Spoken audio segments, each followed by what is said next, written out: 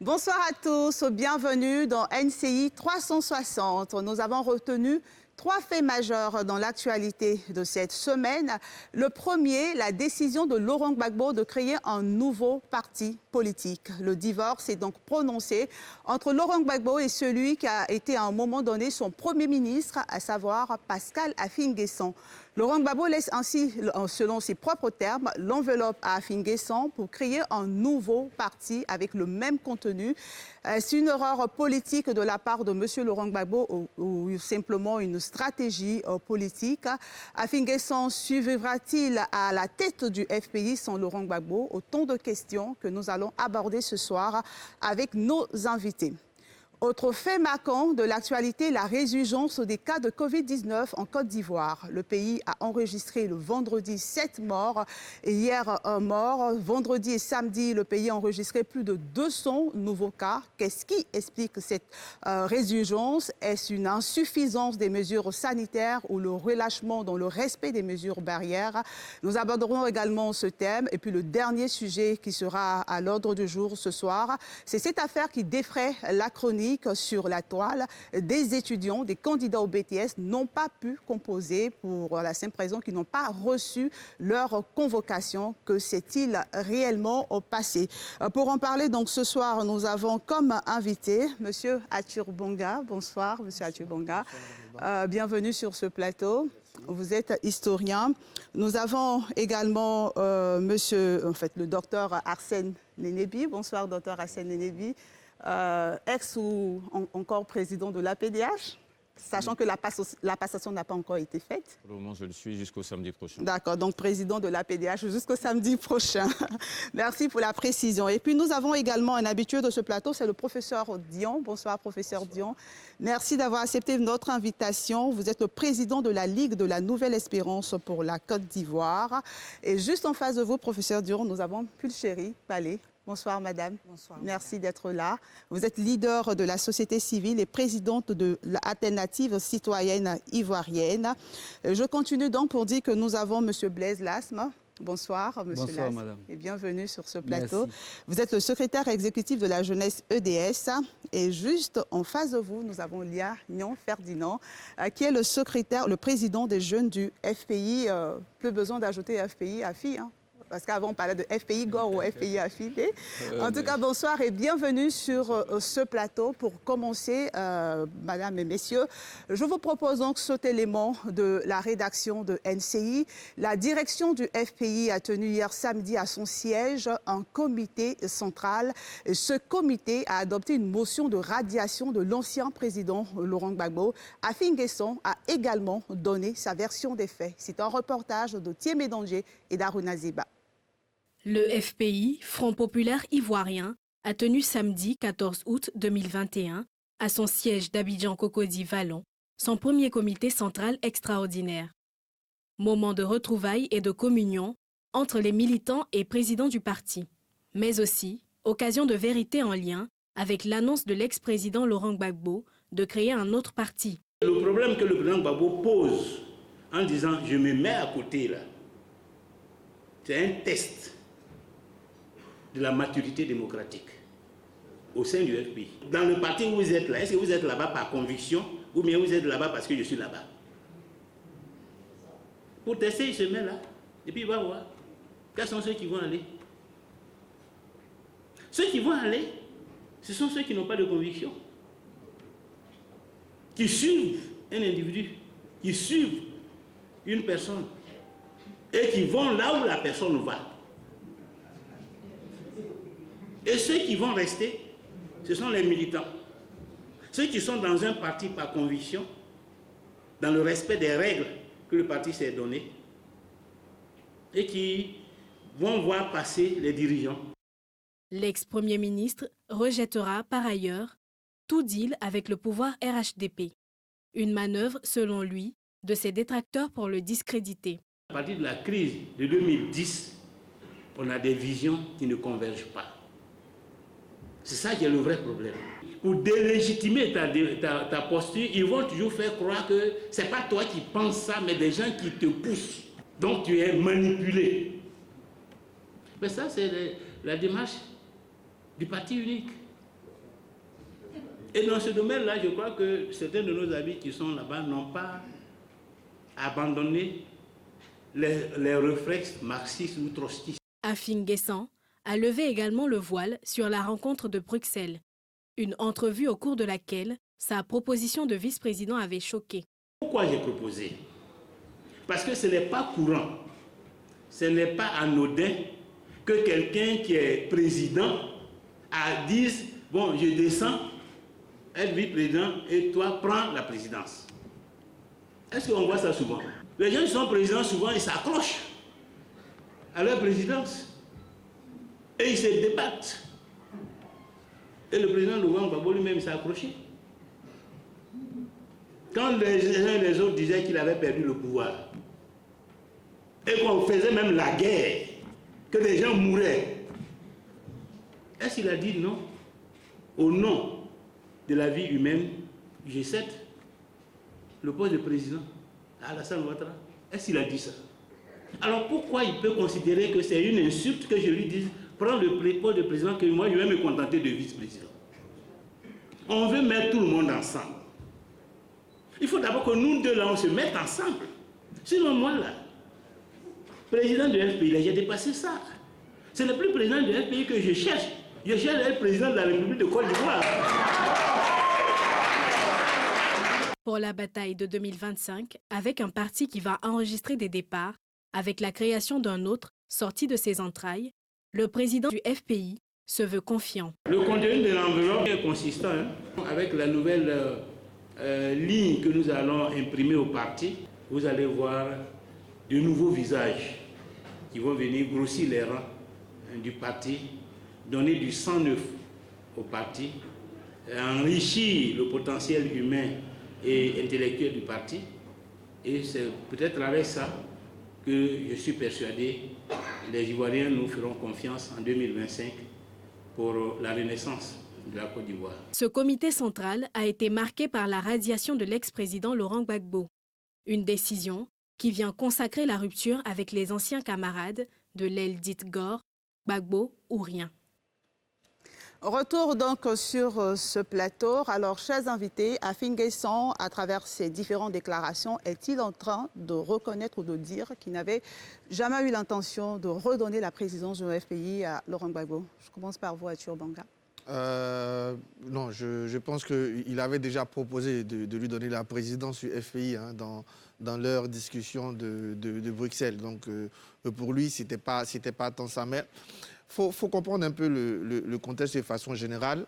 Il y a d'abord pendant 10 ans une tension entre Pascal Afin Guessant et le reste de ses amis. D'ailleurs, une tension qui était à son comble. Pendant ces 10 ans, il a une partie du parti, la partie officielle légale, mais il n'a pas su ou il n'a pas pu établir une hégémonie, naturellement, parce que Laurent Gbagbo était encore présent, même absent du territoire, il était présent dans tous les esprits.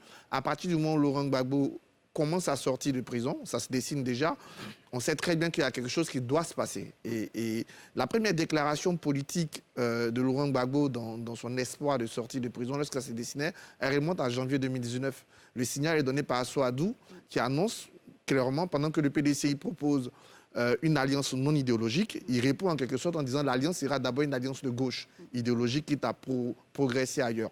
À partir de là, on voit très bien que Laurent Gbagbo, en fait, tout ce qu'il fait aujourd'hui, c'est les décisions qu'il a mûries pendant tout son temps de prison et son temps à Bruxelles. On voit très bien qu'il envoie un signal. Il faut un instrument plus fort où il faut une façon de rassembler la gauche. Donc, on peut comprendre déjà que le FPI classique était déjà en danger dans la tête de Laurent Gbagbo. Mais on s'imaginait que, comme il dit, rassembler la gauche, ce serait fait avec tous les points forts de cette gauche, y compris Pascal Afin Guessant. Sauf que, visiblement, apparaît une grosse mésentente lors de leur tête-à-tête. Laurent Gbagbo ne comprend pas ou n'accepte pas une sorte de marchandage. L'exigence du poste de vice-président. Voilà, pour lui, ça doit naturellement, en tant que leader du parti, en tant que celui qui doit reconstituer la gauche, il lui faut cet instrument. Donc, pour terminer, dans cette bataille, plutôt que d'aller vers une négociation politique, voire une bataille juridique qui serait longue et peut-être difficile, il a choisi clairement de contourner la pierre, comme il a dit lui-même, de lancer un instrument, parce qu'il faut clairement un nouvel instrument pour lui dans sa phase de conquête. Et donc ce nouvel instrument est fait au détriment peut-être d'un large rassemblement qu'on espérait. Professeur Dion, c'est un avis que vous partagez? Alors, les hommes politiques aiment bien ce qu'on appelle la loi de Matthieu. D'accord. Matthieu 5,30. Dites-nous. Quand ta main droite est une occasion de chute pour toi, coupe-la et jette-la loin. Et la main droite ici, C'est c'est le Afin principe Guesson. politique. Parce que la politique, ce n'est pas une question d'amitié, c'est une question d'intérêt. Je ne connais aucun leader politique ou aucun chef d'État qui accepte de s'adjoindre des forces qui pourraient lui nuire après. Ce que Laurent Gbagbo fait, c'est de la stratégie, ce n'est pas une erreur. À mes heures perdues, quand je fais des cours de leadership, je prends toujours l'exemple de la conquête de la Toison d'Or. Quand les guerriers grecs vont à la conquête de la Toison d'Or, sur leur chemin, ils croisent les Amazones. Ils ont envie de se battre, mais leur leader leur dit que nous avons un objectif qui est essentiel, c'est la Toison d'Or. Nous pouvons nous battre contre les Amazones, nous allons perdre du temps, nous allons perdre de l'énergie et nous risquons même de perdre certains de nos grands artilleurs. Je vous en prie, allons à l'essentiel, c'est la Toison d'Or. Gbagbo Laurent l'a clairement dit dans son discours. Il contourne un caillou parce que l'essentiel pour lui est devant.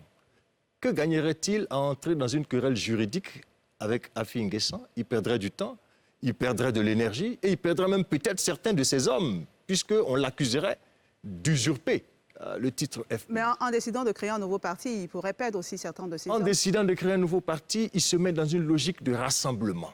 Pour faire court, Laurent Gbagbo crée son RHDP à lui, parce qu'il voit le PDCI comme un grand bloc, il voit que le RHDP est solide, mais il veut créer un rassemblement. Et il estime que le FPI n'est pas l'instrument adéquat pour aller à cette bataille, parce qu'il est en train de nous dire que 2025, il sera présent et il ne peut pas accepter que quelqu'un soit avec lui et qu'il rêve aussi à 2025 comme lui. On parlera tout à l'heure de cette présence en 2025. Beslas, votre avis sur le sujet?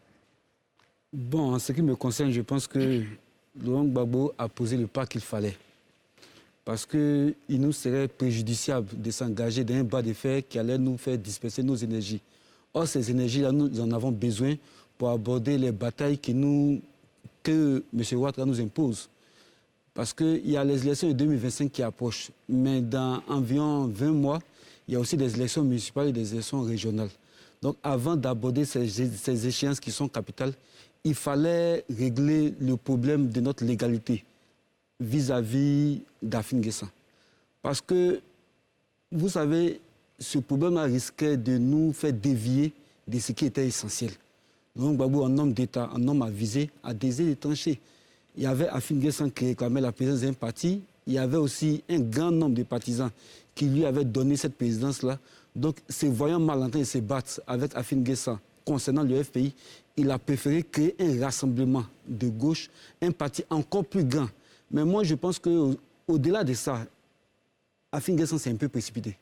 Parce que Laurent Gbagbo a appelé au rassemblement de gauche. Ce rassemblement pouvait lui être profitable en demandant simplement à Laurent Gbagbo de pouvoir l'y accueillir. Mais il s'est précipité, Mais que répondez-vous à ceux qui pensent que c'est une fuite en avant de la part de Laurent Gbagbo d'aller à la création d'un nouveau parti? C'est plutôt de la sagesse. C'est plutôt de la sagesse. Le nouveau Laurent Gbagbo qui est arrivé en Côte d'Ivoire est celui qui veut travailler à rassembler les Ivoiriens.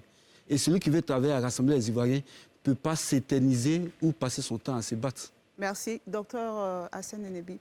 Pour moi, cette rupture entre les deux hommes n'est pas du tout surprenante, d'autant plus que, tout d'abord, le président Laurent Gbagbo est dans la logique de rupture qu'il a entamée depuis sa sortie de prison. Il vous souviendra qu'il a rompu avec l'Église évangélique. Nous savons également le cas de l'ex-première dame, Mme Simone Yvette Gbagbo. Aujourd'hui, Afi, est-ce que le président Gbagbo n'est pas en train de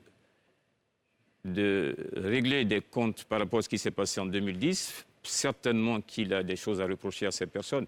Maintenant, en décidant de créer un nouveau parti politique, le président Gbagbo est conscient que les Ivoiriens ne suivent pas des hommes politiques sur la base d'idéologie, mais sur la base de leur personnalité, de leur personne, sur la base de leurs ethnies. Laurent Gbagbo a conscience de son poids dans le jeu politique ivoirien. Et donc, en décidant de créer un parti politique, comme l'ont dit certains prédécesseurs tout à l'heure, il évite d'abord une bataille juridico-judiciaire dans laquelle il lui serait difficile... Il aurait perdu cette bataille, d'après vous, en tant que juriste, justement. De mon point de vue, il y avait peu de chances que le président Gbagbo et son bloc puissent gagner cette bataille juridico-judiciaire. Ensuite, Laurent Gbagbo sait qu'en politique, il n'y a pas à perdre du temps. S'engager dans ce schéma-là avec Afin Guessan allait lui faire disperser de l'énergie. Donc, qu'est-ce qu'il fait? Il contourne et il appelle à un rassemblement. Est-ce surprenant? Non. Pourquoi? EDS a été créé. Depuis la création de l'EDS, ceux qui ont coutume de suivre la politique ivoirienne savaient plus ou moins que la rupture entre ces deux personnalités allait advenir, d'autant plus que chacun d'entre eux a en ligne de mire la conquête du pouvoir en 2025. Donc pour vous, c'était prévisible? Très prévisible. Madame Badé, de Chéri. Oui, merci. Avant de répondre à la question, permettez-moi en 30 secondes de dire merci aux Ivoiriens, parce qu'aujourd'hui, c'est l'anniversaire de mon arrestation. Donc, je voudrais dire merci à tous ceux qui nous ont soutenus et aussi encourager ceux qui sont encore en prison. Donc, par rapport à ce sujet-là, j'aimerais dire que nous, en tant que société civile, ce qui nous intéresse, c'est toutes les questions d'intérêt national, toutes les questions qui ont un impact évident sur le peuple ivoirien en général. Là, il s'agit d'une querelle entre partisans d'un même parti qui ont décidé de se séparer. Donc, a priori, ce n'est pas vraiment notre problème, on regarde. Mais ce qu'on peut dire, c'est que, en principe, en politique, on marche selon une vision. Et si des personnes n'ont plus la même vision, nous pensons que c'est tout à fait normal qu'elles puissent se séparer. Maintenant, est-ce que toutes ces querelles auront un impact sur la réconciliation? C'est ça surtout notre souci, parce que nous pensons que la réconciliation doit se faire avec tout le monde. Donc, on verra bien ce que la suite nous réserve. Ce qui va se passer. Voilà. Léa Ferdinand, Afin Guessan a toujours donc eu cette ambition présidentielle? Oh, je vais vous rassurer tout de suite. Le président Afin Guessan a toujours considéré le président Laurent Gbagbo comme son leader et comme son patron. Vous avez été témoin quand il effectuait son premier voyage en Europe, quand le président Laurent Gbagbo est sorti de prison et qu'il était à Bruxelles. Il a toujours considéré comme son patron. Et ce qui se passe aujourd'hui a choqué plus d'un, madame. Parce que ce Laurent Gbagbo que les militants du FPI ont adoubé il y a déjà plusieurs années n'est plus le même. Vous voulez dire que ce n'est pas le même homme qui est revenu de la CPI? Je suis en train donc de vous dire qu'il n'est plus le même parce que, voyez-vous, moi principalement, je suis fils d'un homme qui a été jusqu'à sa mort militant du PDCI-RDA. Je ne pouvais aimer mieux quelqu'un d'autre que mon père. Et bien, j'ai fait le choix d'une idéologie. Ce qui veut dire que je n'ai pas épousé Laurent Gbagbo parce qu'il était Laurent Gbagbo, mais parce qu'il avait donné une ligne que les jeunes Ivoiriens devaient suivre, ceux en tout cas qui avaient soif d'une liberté d'expression et qui avaient soif de nouvelles visions. C'est cette vision que nous avons suivie.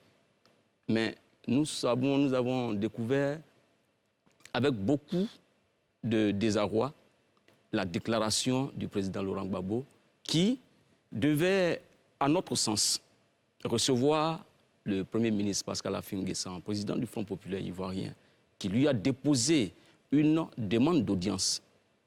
Madame, le président Laurent Gbagbo est libre. La demande d'audience a été déposée où? Le président Laurent Gbagbo est libre de créer un parti politique. Mais il y a des vertus qu'il a enseignées. Il a dit en cas de problème, il faut toujours qu'on s'asseye et qu'on discute. Il a refusé de discuter. Et il nous impose une idée. Je vais éviter un débat juridique. Mais il n'y avait pas de débat juridique entre Laurent Gbagbo et Afin Guessan. Ils auraient pu d'abord se rencontrer se parler, qu'il lui ait entendu Afin N'Guessan, qu'il sache ce qu'il voulait véritablement. Il le dit dans son discours, il a rencontré Afin N'Guessan, ils ont échangé et ce dernier a exigé la vice-présidence du FPI. Je vais vous dire, madame, nous sommes dans un conflit, quoi qu'il en soit. Il y avait d'une partie des dissidents et dans une autre partie des légalistes. Mais madame, quand vous êtes en palabre et que vous partez pour le règlement de ce problème, chacun y va avec des propositions de sortie de crise. Eh bien, c'est ce que le président Laurent Gbagbo, le président Pascal C'était donc une Afin-N'Guessan proposition a fait. et non Il a une fait une exigence. proposition. Et je vais vous rassurer, à l'issue de cette rencontre, nous avons eu plusieurs rencontres à Abidjan ici. Parce que le président Laurent Gbagbo avait instruit Assou Adou et ses amis pour venir nous rencontrer. Nous avons eu plusieurs rencontres pour préparer ce qu'on a appelé les acquis de Bruxelles. Il était acquis que nous devons organiser un congrès unitaire. Madame, nous avons mené les discussions et à un moment donné, les camarades d'en face, notamment Assou Adou, a pu nous dire qu'en tant que virologue, il constate que la Covid est en train de prendre une proportion et donc il faut Ce qui était le cas à cette époque. Il faut rompre, il faut qu'on arrête les discussions et qu'on attende que la maladie connaisse une baisse. Mais pendant ce temps, là où nous étions 12 à discuter avec le respect des mesures barrières, pendant ce temps, nos camarades font des discussions, font des rencontres au siège du PDCI. On va donc leur permettre, on va certainement vous laisser terminer, on va leur permettre donc de réagir. Athieu Banga voulait réagir sur... À deux choses. D'abord, le professeur a dit que c'est une stratégie, ce n'est pas une erreur. C'est deux notions qui sont bien différentes. On peut faire une stratégie sans faire d'erreur, ce n'est pas lié en fait. La stratégie, elle vise clairement, d'ailleurs je vous recommande l'excellent livre de Kouto Begari sur le traité de stratégie, c'est comment on utilise des moyens pour parvenir à un but. Après, si on réussit son but, on a gagné. Si on ne réussit pas, c'est une erreur. Mais a priori, non. Deuxième chose que je vais dire, il y a quelque chose qui quand même colle assez mal dans le discours sur l'idée de rassembler avec un nouveau parti. Le discours de qui? De Laurent Gbagbo. De Laurent Gbagbo, qui a été repris par Blaise ici, de dire qu'on veut rassembler en créant un nouveau parti et en évitant, en laissant l'enveloppe. Ça ne marche pas. Voilà, quand on veut rassembler, l'idée de base de rassembler la gauche devait se faire avec toutes ces figures de gauche autour de Laurent Gbagbo.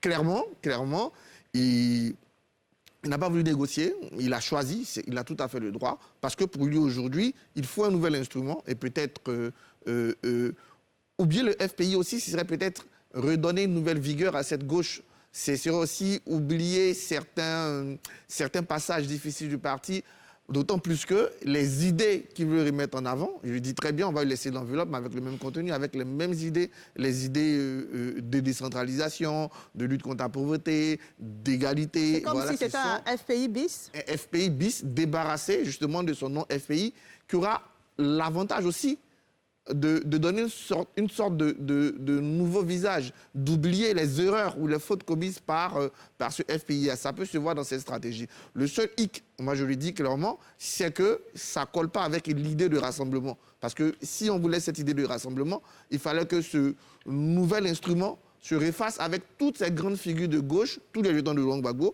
donc y compris Pascal Afin N'Guessan, Charles Blé Goudé, pourquoi pas Simone Gbagbo, Mamadou Koulibaly, tout cela. En ce moment, on aurait eu un vrai mouvement de gauche, mais bon, Blaise a dit tout à l'heure, comme on dit à Abidjan, c'est pas gâté.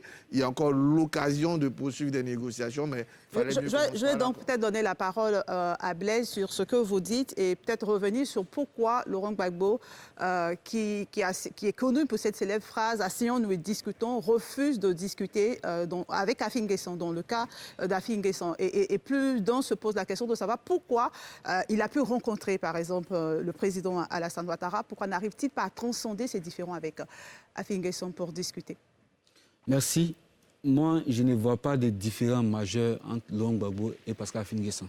Je n'en vois pas. D'accord. J'ai écouté tout à l'heure le Premier ministre Afin N'Guessan qui a dit que depuis 2010, les visions ne convergent pas.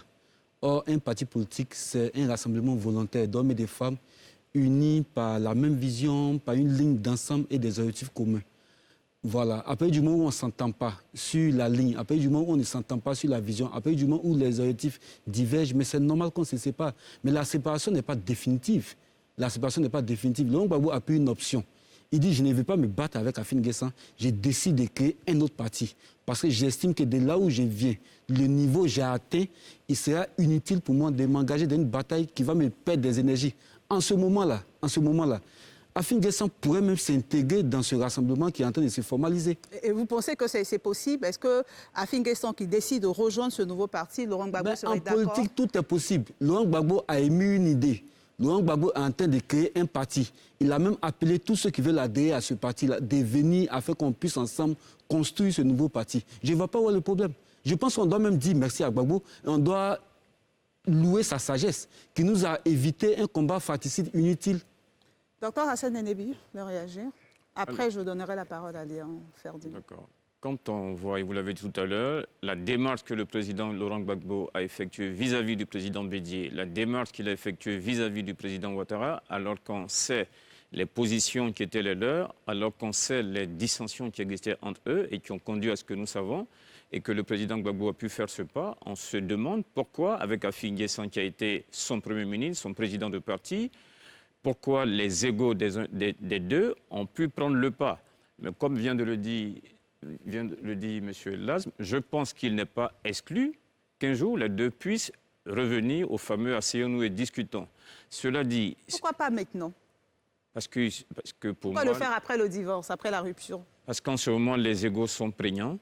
Mais je pense également que sur la question...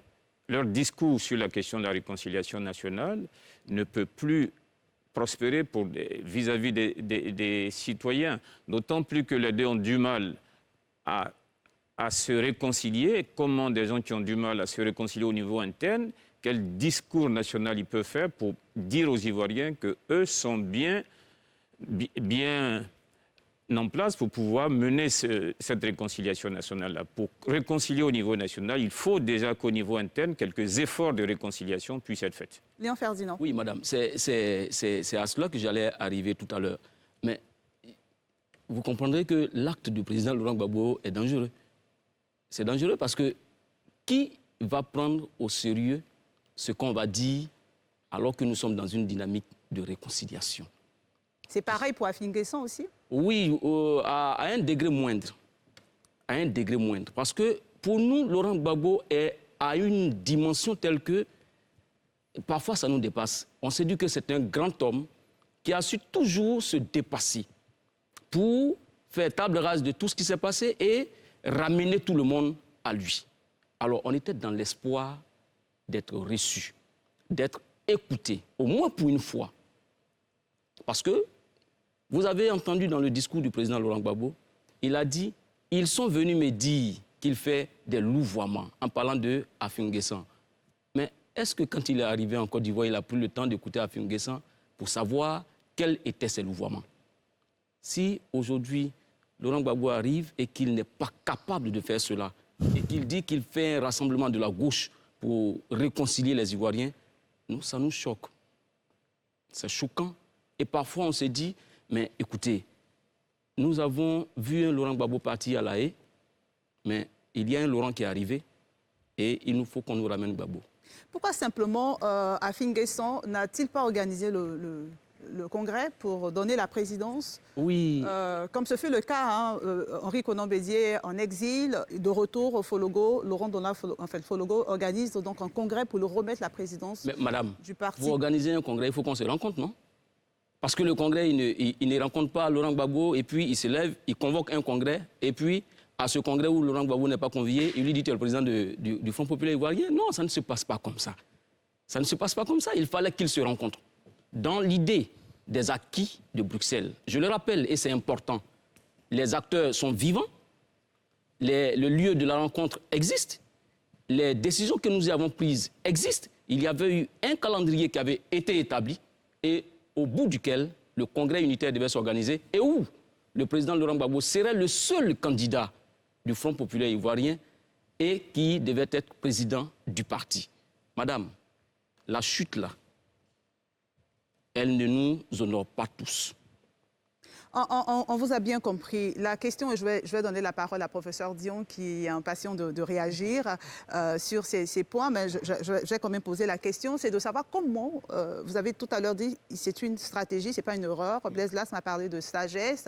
Arthur Banga a essayé de donner un cours sur le leadership. Et comment Laurent Gbagbo peut-il incarner la réconciliation en Côte d'Ivoire quand il n'arrive pas à réconcilier son propre parti, un parti qu'il a créé avec beaucoup de passion, beaucoup d'enthousiasme parce qu'il voulait combattre pour la démocratie? Alors, la première chose, c'est de comprendre que les oppositions politiques ne se dédoublent pas forcément de questions de personnes. Ce n'est pas des questions crypto-personnelles. C'est vraiment des questions d'intérêt. Il y a un Laurent Gbagbo qui revient après 10 ans de prison. Quand on fait la prison, on n'est plus le même quand on sort de la prison. Afin Guessan il a donc changé. Laurent Gbagbo a changé. Guessan a fait la prison. Afin Guessan est sorti de prison. Si on observe bien la trajectoire de M. Afi, c'est valable pour tous ceux qui ont connu cette expérience. Quand ils sortent de prison, ils sortent autrement. Laurent Gbagbo doit faire la réconciliation, oui, mais on ne se réconcilie que si on se dit qu'est-ce qui nous oppose. Si on ne détermine pas précisément qu'est-ce qui oppose Laurent Gbagbo à Afin Guessan à l'heure où nous parlons, aucune réconciliation ne peut se faire. Si c'est sur la présidence du FPI ou je ne sais quoi, ils peuvent certainement s'entendre. Mais je le disais tout à l'heure, si c'est sur l'objectif principal, celui de diriger la Côte d'Ivoire en 2025, si c'est ça l'ambition de Afi, et si c'est cela l'ambition de Gbagbo, il sera difficile que sur ce point. Afin Guessan l'a dit, il a dit hier lors de. Donc vous comprenez que le dialogue se pose sur quoi? Il faut poser les conditions dialogiques de la réconciliation. Or, en ce moment-là, on a le sentiment qu'en termes d'intérêt, il y a une chose que chacun des deux recherche et ce sera difficile que l'un lâche cela pour l'autre. Mais entre les deux, il y a un leader et ma question reste opposée. Comment Laurent Gbagbo peut-il incarner la réconciliation quand il n'arrive pas à réconcilier son propre parti? Parce que, comme disait Madame tout à l'heure, la dimension de l'État, c'est différent de la dimension interne. Je veux dire, vous pouvez avoir des dissensions dans votre parti et c'est comme ça que les partis sont constitués. Il y a toujours des courants, il y a des dissensions. Aucun parti ne connaît une homogénéité telle qu'il n'y a pas de palabre. Mais lorsqu'on arrive au niveau de l'État, on est au niveau de la politique et, Madame, je voudrais bien rappeler à chacun que la politique, ça consiste à domestiquer l'hostilité et à ne pas faire la guerre. À ce moment, on peut réconcilier de grands ensembles, on peut réconcilier la nation. Mais en interne, il y a toujours des divergences et des conflits d'intérêts et il est regrettable que ces divergences aient conduit à cette situation. Avant donc de donner la parole à Arthur Banga et à Blaise Las, moi je vais donner la parole à Madame Balé Pulchéry. Oui, merci beaucoup. Beaucoup de choses ont été dites. Ce que je voulais relever, c'est qu'aucun des hommes politiques actuels n'incarne la réconciliation. Aucun d'entre eux. Pourquoi vous le dites? Parce que c'est chacun dans ses décisions, dans ses actes, qui nous a emmenés à la guerre. C'est chacun qui nous a emmenés à la guerre. Et c'est aussi chacun, par l'entretien du culte de la personnalité, qui a mobilisé une partie des Ivoiriens autour de lui pour s'opposer à d'autres Ivoiriens.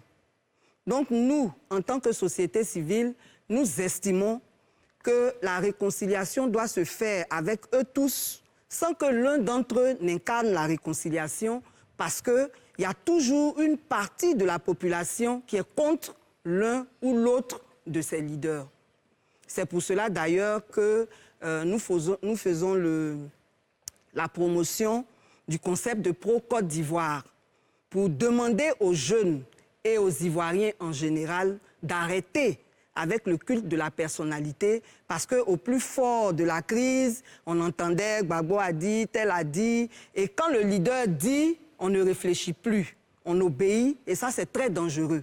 On veut des citoyens responsables, qui opèrent des choix par rapport à des valeurs et par rapport à une vision qu'ils ont pour leur pays, et donc s'il y a un leader qui incarne cette vision-là, on le suit par rapport à ses idées, mais pas par rapport à ses personnes. Donc je voulais juste rectifier qu'aucun des hommes politiques n'incarne la réconciliation.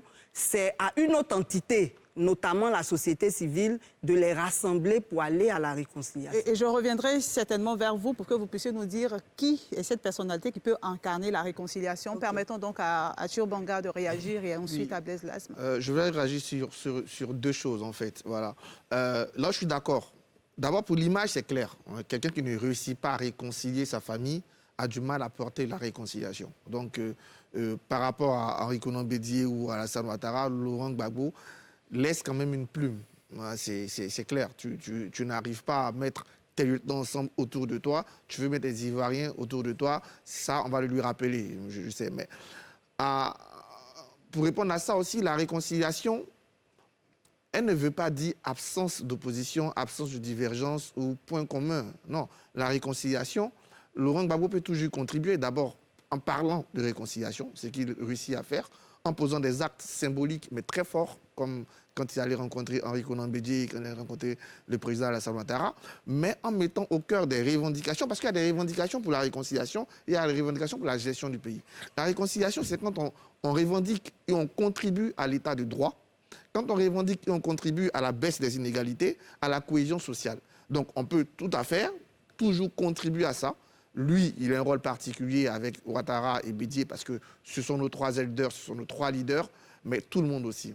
La deuxième chose que je vais dire, pour terminer, aux gens de la gauche, principalement à Ferdinand et à Blaise, mesurer, je pense qu'ils ne mesurent pas assez comment la gauche fait harakiri en Côte d'Ivoire. Parce qu'aujourd'hui, si on a un émiettement de la gauche, quand on part à des élections, elle peut avoir un grand nombre de candidats, mais elle ne sera pas au deuxième tour. C'est arrivé en 2002 en France. Quand vous rassemblez les voix de gauche, Jospin est en deuxième tour. Mais avec Chevènement, avec Taubira, avec l'extrême gauche Arlette Aguier, paf, on explose. Et malheureusement, pour la gauche ivoirienne, si on a Laurent Gbagbo, si on a Finguessan, si on a Charles Blé Goudé, comme certains le disent, si on a Simone Yvet, c'est sûr qu'en 2025, on aura un parti de droite au pouvoir, soit le RAGP qui fera bloc, soit le PDC-RDA qui fera bloc. D'ailleurs, je vais leur dire, même dans l'opposition, ce qu'ils font, la personne qui se frotte tellement aujourd'hui, pour moi, c'est Henri Konan Bédié, qui, au contraire de voir un Laurent Gbagbo qui a du mal à rassembler, lui, apparaît avec son parti comme quelqu'un de structuré. Mais Henri Konan Bédié qui a l'intention d'entrer en alliance avec Laurent Gbagbo, oui, mais dans une alliance, quand l'alliance de l'opposition contre un parti au pouvoir, dans un système de deuxième tour, elle a un gros enjeu. C'est déjà qui ira si jamais on va en deuxième tour. Et là, le FPI et EDS sont en train de faciliter le travail d'Henri Konan Bédié et du PDCI. Il faut qu'ils le mesurent très bien. Blaise Lasme. Alors, ce que je veux dire, il faut qu'on ressente le débat. Ressentir le débat, c'est quoi? La réconciliation nationale diffère des dynamiques de réconciliation interne à l'intérieur des partis. Il y a quand même un lien. Non, le lien, il est assez faible quand même. Parce que, regardez l'UDPCI. L'UDPCI provient du PDCI-RDA. Le RDA même est issu du PDCI-RDA. Il y a plusieurs partis comme ça qui sont issus d'autres partis.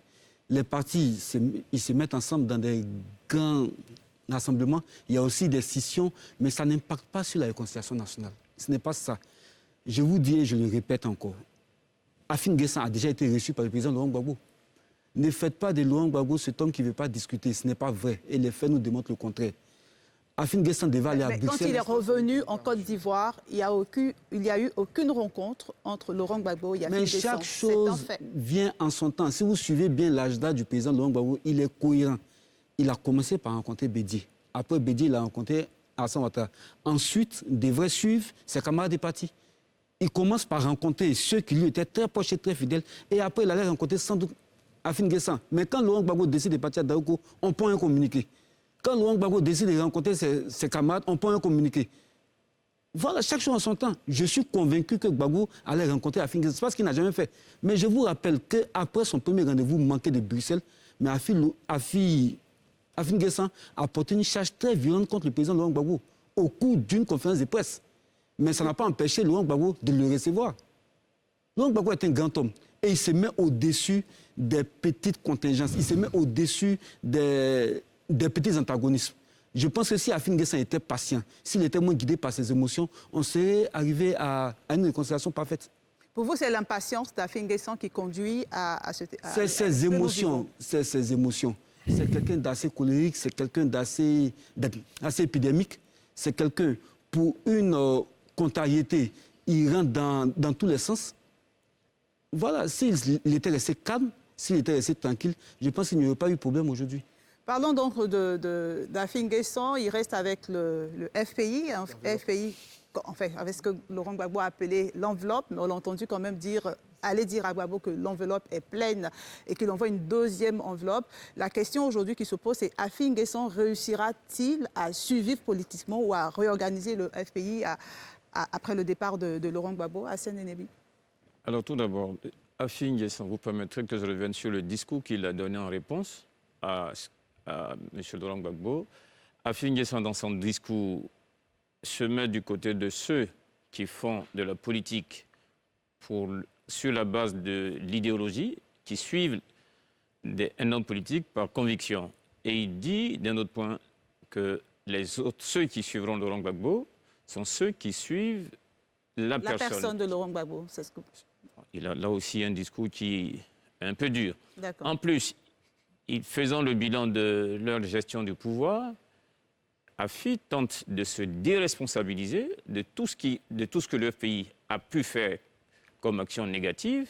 Afi va plus loin en disant que lui, Afi, a financé M. Gbagbo et que c'est parce qu'il a fait M. Gbagbo que M. Gbagbo l'a fait après.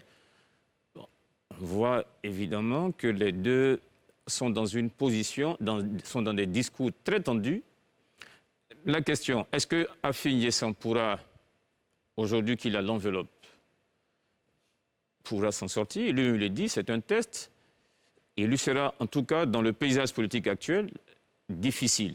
Toutefois, il peut jouer, de mon point de vue, sur les nouveaux majeurs. Tenter de les convaincre par des idées, mais il lui sera très difficile de pouvoir drainer le monde FPI qui est... FPI Gore, vous voulez dire? Ah, le FPI tout court? Oui, le FPI, parce que quoi qu'on dise, Laurent Gbagbo a quand même une forte influence sur les militants de son parti.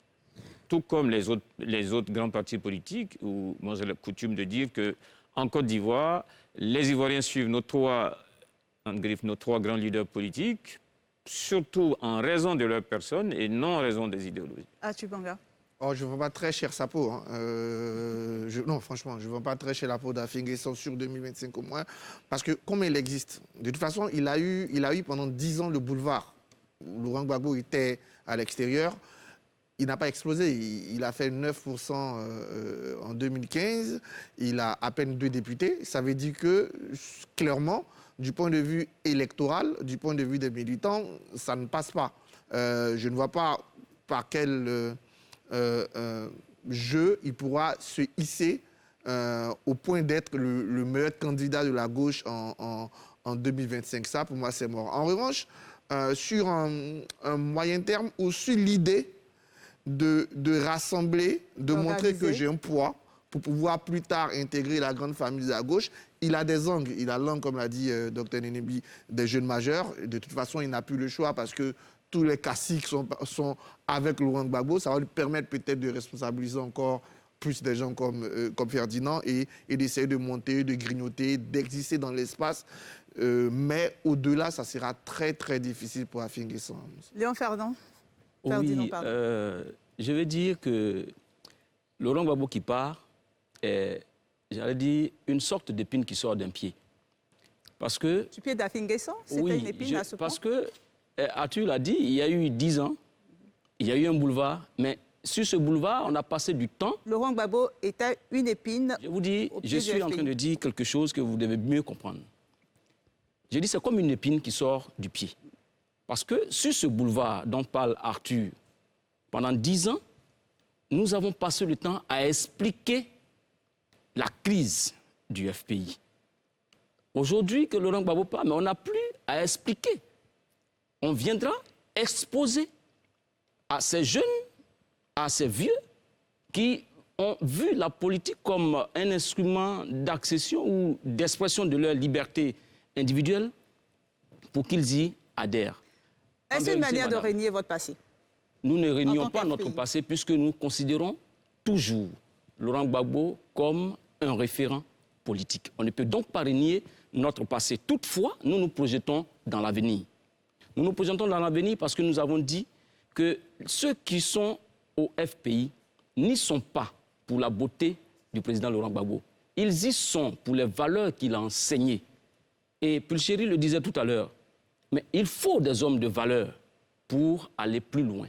Non, Laurent Gbagbo étant un être périssable, comme nous tous, passera un jour. Comme a fait une question aussi. J'ai dit comme nous tous. Mais alors, qu'est-ce qu'il va survivre à ces hommes? Ce sont les valeurs qu'ils auront enseignées. Et ce sont ces valeurs que nous poursuivons. Et nous disons que quand viendra le moment, eh bien, il faut que chacun se décide. Et je vous dis, il sera peut-être difficile dans les premiers temps de pouvoir convaincre les Ivoiriens sur la nécessité d'adhérer au FPI parce que, comme le disait tout à l'heure le président de la PDH, beaucoup sont attachés aux individus. Ils sont attachés aux individus, mais il faut leur faire comprendre que ces individus-là passent. Et ce qui crée les crises dans ces grands partis politiques, c'est quand ces individus qui les dirigent trépassent et qu'il arrive le moment de trouver de nouveaux leaders. C'est ce qui crée ces crises. Et donc, il faut s'attacher plus aux valeurs qu'aux hommes. Et nous disons que sur cet espace, eh bien, le président Pascal Affi-N'Guessan a une grande chance. On vous a bien compris. Nous allons donc aller à la pause publicitaire et au retour, certainement, on donnera la parole à ceux qui veulent réagir sur ce point. Bien sûr.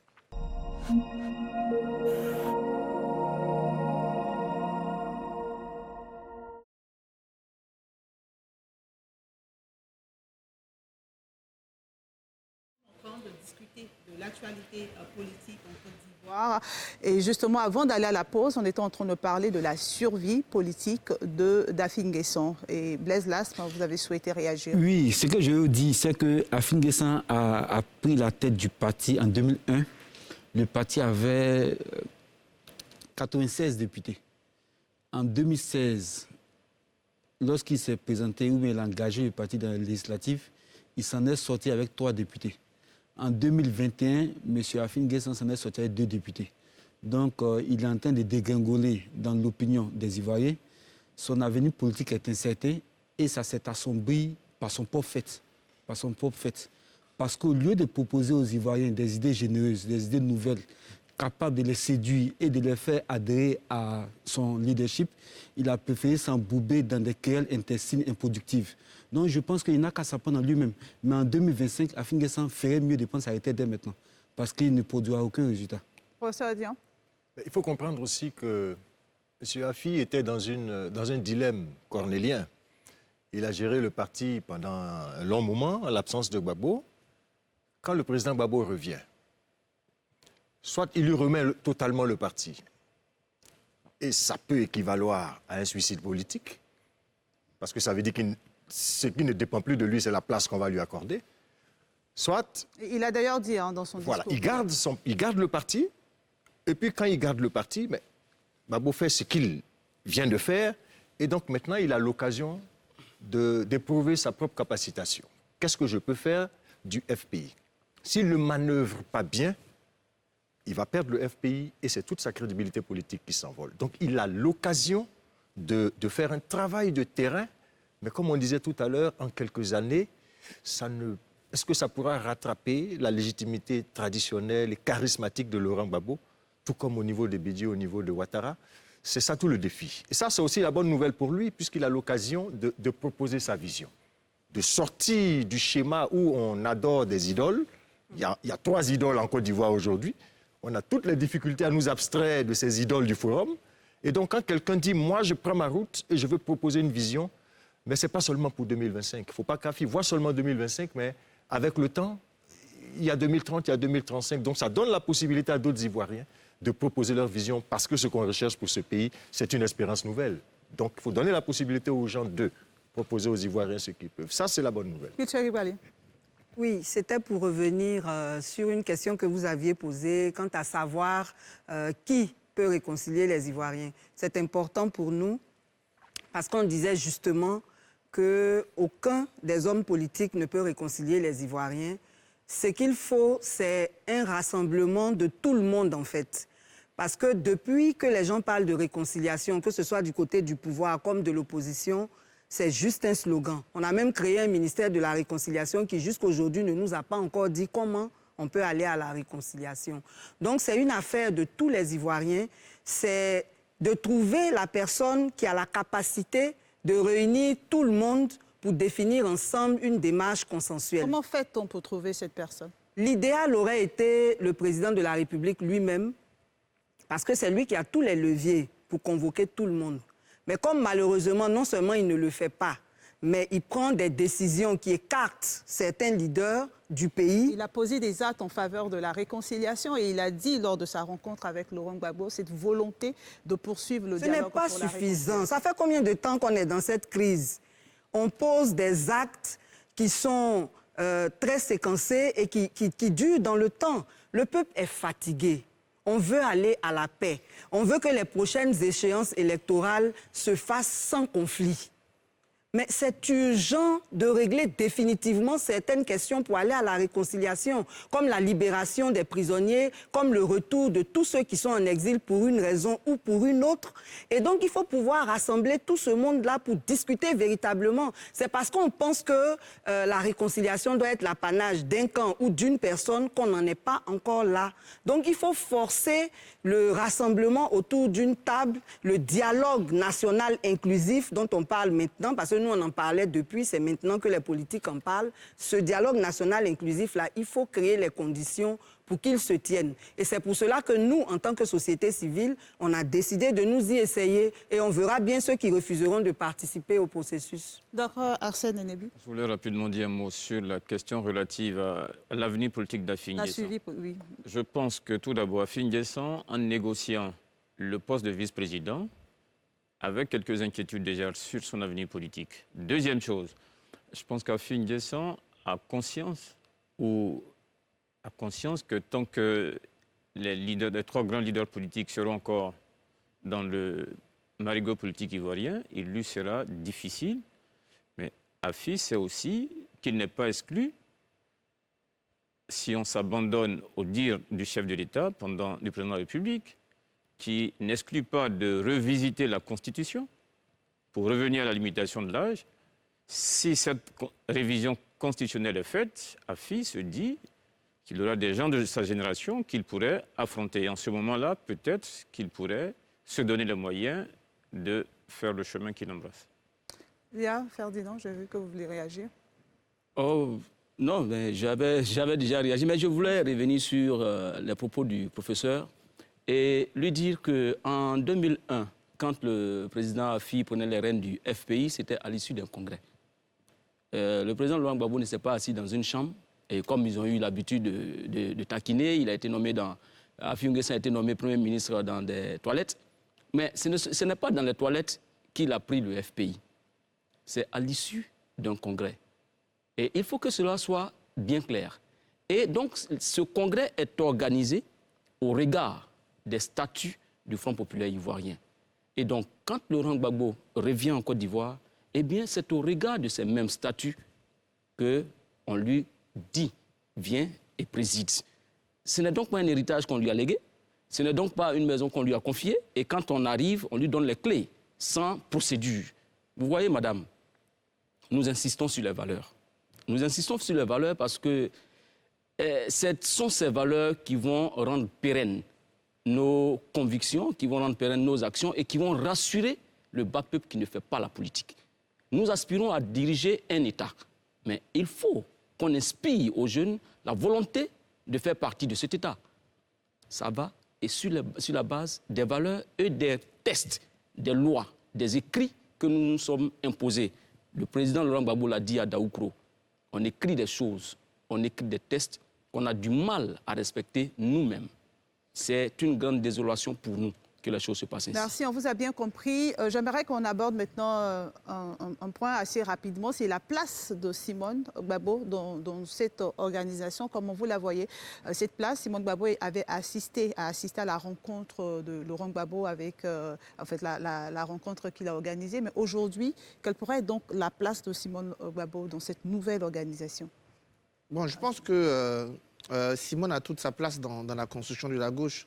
Si tant est que l'idée est de rassembler la gauche dans un nouveau parti, déjà qu'on n'a pas Finguessan, on ne sait pas encore le statut de Charles Blé Goudé, on ne va pas encore écarter Simone. Alors que, donc, elle doit avoir une place et vu son histoire, vu son parcours, elle doit avoir une place essentielle dans ce nouveau parti. Et je pense que Laurent Gbagbo l'a cité dans son discours 2 à 3 fois.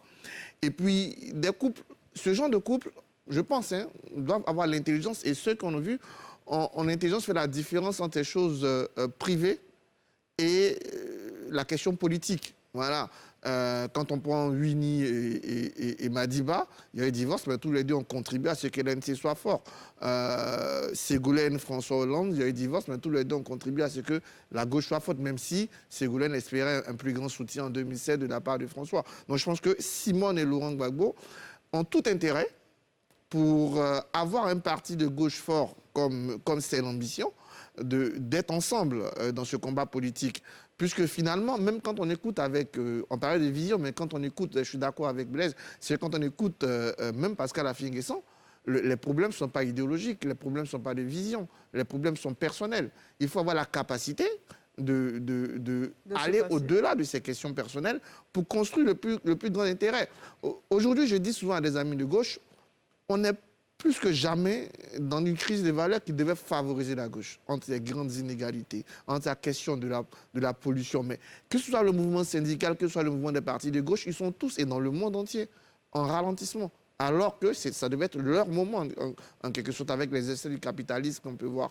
Mais je pense que Simone a toute sa place, elle doit l'avoir, et Laurent Gbagbo, je pense qu'il a conscience de la place de Simone pour réussir ce grand parti de gauche qu'il envisage. Puis, chérie Balé, vous voulez réagir sur la place de Simone? Oui. Pensez-vous qu'elle fait partie que Simone et Gbagbo également ne peut pas incarner la réconciliation? Comme vous avez dit, aucun leader ne peut incarner.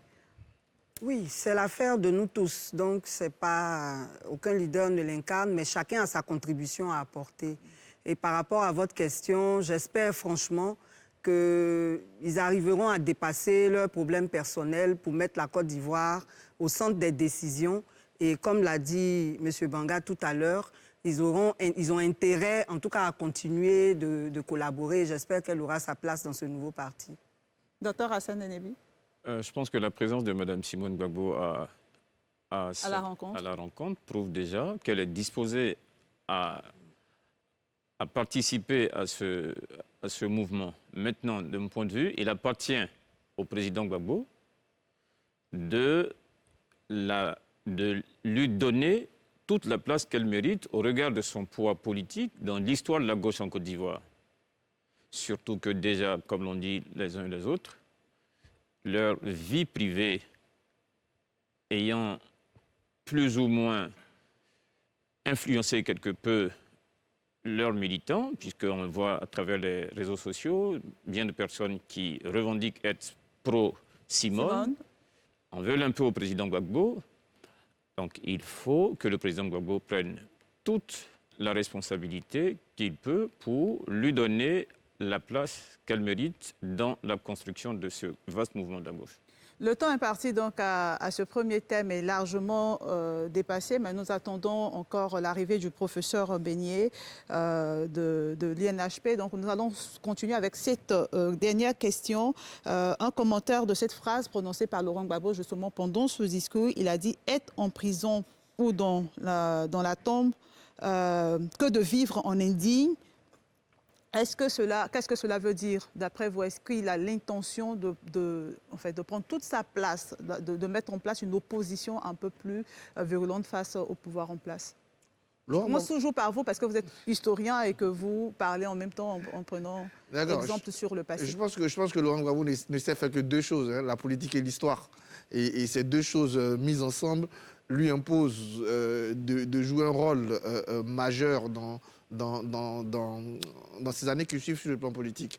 Et pour l'histoire, c'est sûr quelque chose d'unique d'avoir quelqu'un qui est parti, même dans ces conditions-là, qui revient au pouvoir. Après, je pense qu'il aura l'intelligence de mesurer ce qu'il peut physiquement. Est-ce qu'il aura le docteur Néné parlait tout à l'heure d'une réforme constitutionnelle. Mais même dans ce cas, ça ne l'empêche pas de peser sur le jeu politique. De toute façon, Laurent Gbagbo, il fera de la politique, il va peser sur le jeu politique. Il n'a pas l'intention de prendre sa retraite politique, de préparer... Non, c'est pas son style. C'est pas son style. Je ne le vois pas en train de prendre une retraite politique. Ou de passer la main aux nouvelles générations. Ça va dépendre de la loi et de son état physique. Je pense que quand je me mets à sa place, l'histoire est trop belle pour la manquer, en fait. Professeur Dian. Laurent Gbagbo est en position de combat. Il a son objectif, il vise 2025 et il est en train de travailler à ça. Il y a une phrase, la dernière, je crois, de son intervention, on me dira si je me trompe. Il finissait son intervention et il a dit une dernière chose. En politique, on ne fait pas de chantage. Quand on fait du chantage en politique, on te fait ce qu'on a fait à Afi. Ça, c'est très clair. Ça veut dire qu'il est en position de combat et qu'il n'acceptera pas que des gens marchent avec lui et que les gens l'empêchent d'atteindre ses objectifs. Ça, c'est l'attitude de l'homme politique qui est en train d'aller vers un objectif. Laurent Gbagbo, qui est là, est en train de se préparer à quelque chose. Donc, il faut que ça soit bien clair.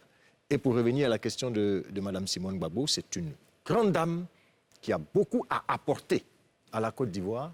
Ce sera à elle de voir s'il faut continuer de marcher avec M. Gbagbo pour après, quand le temps viendra, profiter, bénéficier des dividendes charismatiques de M. Gbagbo, c'est très important, ou alors de dire, je crois que j'ai assez fait, je vais prendre ma route, mais si elle décide maintenant de prendre sa route, peut-être que c'est aussi à elle que cette phrase que je viens de citer sera appliquée, je ne sais pas. D'accord, merci Blaise Lasme. Assez brièvement, nous sommes au terme de ce premier thème en tout cas. Alors, Simone Gbagbo a toute sa place. A toute sa place dans le paysage politique ivoirien. Elle a toute sa place par rapport à son parcours, à son impact. Je pense qu'aucun homme politique intelligent ne peut décider par lui-même de se passer d'une femme comme Simone Gbagbo. Laurent Gbagbo étant un homme très avisé, je suis persuadé que... De se passer politiquement, vous voulez dire? Politiquement, voilà. Ils sauront se mettre ensemble et progresser ensemble. Mais je veux surtout revenir sur la réconciliation. La réconciliation suppose des prérequis. Pour qu'on atteigne la réconciliation, il faut, pour celui qui a l'initiative de poser certains pas, qu'il puisse prendre des décisions qui s'imposent à lui, qui s'imposent à la nation, pour qu'elle puisse se retrouver. Jusqu'à aujourd'hui, quoi, Justin est encore en prison. Il est détenu à Boaké. On ne sait pas pourquoi il est en prison. Il y a encore des étudiants qui sont en prison. Il y a Charles Bleu Goudé qui n'est pas encore revenu de son exil. Il y a beaucoup de choses à régler. Je crois que c'est à ça qu'il faut s'atteler pour réunir la Côte d'Ivoire. C'est plus important que les petits problèmes internes qui vont finir par se résoudre. Parce que les hommes politiques sont des gens qui sont très pragmatiques. Et ils finissent toujours par se retrouver là où il faut. D'accord. Merci pour toutes ces réponses. Le temps imparti à ce premier terme est largement dépassé. Comme je vous le disais, nous allons donc aborder le deuxième volet de cette émission. C'est la résurgence des cas de Covid-19. Le pays enregistre beaucoup plus de cas depuis un certain moment et nous devons recevoir donc le professeur Beignet Bivro, qui est le DG de l'Institut national d'hygiène publique, qui, nous l'espérons, est peut-être déjà là. Mais avant, je vous propose cet élément de la rédaction qui revient sur cette conférence de presse du syndicat des agents de la santé. Un mois après le gel de son mot d'ordre de grève suite à un protocole d'accord avec le ministre de tutelle, les 14 syndicats des personnels de santé sont inquiets. Les préoccupations soulevées restent en l'état. Lors du point de presse, le porte-parole du directoire de la Cordi Santé dit attendre toujours le paiement intégral des arriérés 2020 et 2021 des primes Covid-19. Nous remettons en cause cette notion de solde de tout compte. La prime Covid est un accessoire de salaire des agents de la santé. En absence donc de tout accord sur le paiement d'une partie, nous demandons que ça soit entièrement payé. Autre point majeur qui n'a connu aucune avancée, la réforme hospitalière. Un dossier qui devrait permettre aux agents des hôpitaux publics de bénéficier d'une grille indiciaire et indemnitaire particulière. Alors que le PV d'accord prévoit la validation par un comité interministériel d'une dizaine de projets de décrets et leur transmission diligente au secrétariat général du gouvernement, nous constatons plus d'un mois et demi après l'absence de partage avec la Cordi Santé et même les autres syndicats du contenu final des projets de décret et qui ont fait l'objet de nos revendications. Notons que le directoire compte en son sein une dizaine de syndicats des corps de la santé, dont les agents administratifs et techniques, les infirmiers et les sages-femmes, tous impatients de l'avènement de la fonction publique hospitalière dont la loi a été déjà adoptée par l'Assemblée nationale. Je rappelle toujours donc que nous avons convié le professeur Beignet pour cette deuxième partie, notamment sur le cas de la Covid. Donc, espérons qu'il pourra nous rejoindre d'ici la fin. Donc, avant d'arriver à la fin de cette deuxième partie, nous allons en parler sur ce plateau parce que nous sommes avant tout des citoyens. D'après vous, qu'est-ce qui explique la résurgence des cas de Covid-19 en Côte d'Ivoire? Oui, docteur Hassen Nenebi. Alors pour moi, la résurgence des cas de Covid-19 en Côte d'Ivoire s'explique notamment par l'indiscipline observée dans le respect des mesures barrières. Il vous suffit d'être à différents endroits du pays, ou à Abidjan, Bouaké et autres, pour constater que le respect de ces mesures a été mis de côté par l'ensemble des populations. Et on note également que les campagne de sensibilisation qui avait été faite de façon importante en début de la manifestation de cette pandémie a cessé, de sorte que les citoyens et aussi en leur part de responsabilité n'arrivent pas à continuer à utiliser le masque, à se laver les mains avec les produits adaptés.